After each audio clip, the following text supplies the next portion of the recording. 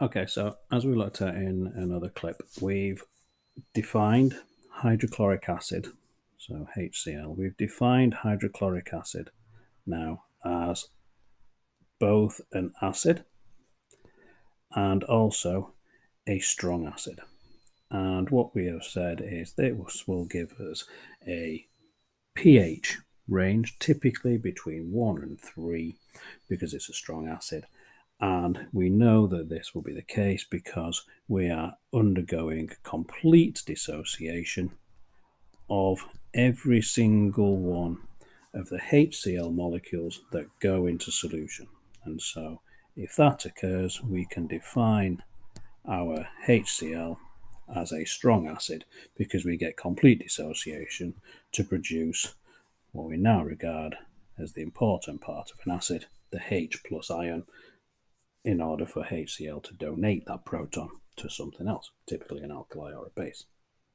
Now, when we've been talking about these things, we've always been giving these a pH range. We're always saying it's between 1 and 3 or 4 and 6, something like that if it's a weak acid.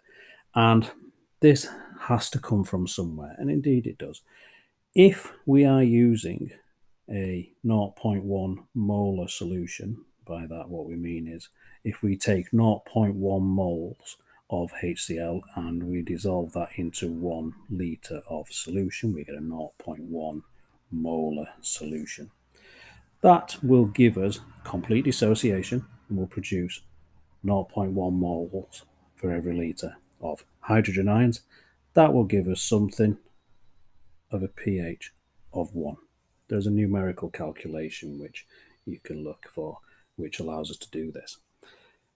If we were to change this concentration and use 0.01 molar solution, we would get a different pH. It's still a strong acid, it's still undergoing complete dissociation, but if we've got less moles dissolved in 1 litre of solution, we have less hydrogen ions in solution.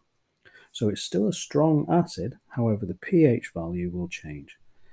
And actually, what we see is if we change the concentration by a factor of 10, we change the pH number by 1. So if we went to a 0.001 molar solution, that would then give rise to a pH value of 3. And so you can use pH numbers and vice versa concentrations to predict one or the other way around, because we know that a tenfold change in concentration leads us to a unit change in pH. It's a logarithmic scale. And when you do A level later, pH numerically is found to be the log to base 10 of the actual hydrogen ions in concentration in solution.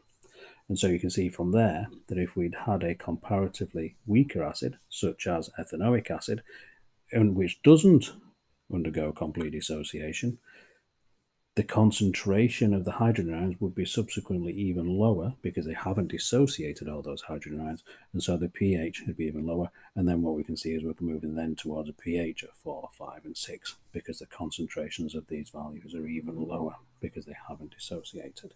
But we can use the pH numbers to predict a concentration of a strong acid, or we can use the concentration to predict the pH value if we know one or the other. This works with strong acids. We're not going to try and do it with weak acids at this stage, but it will definitely do it with strong acid when we're undergoing complete dissociation.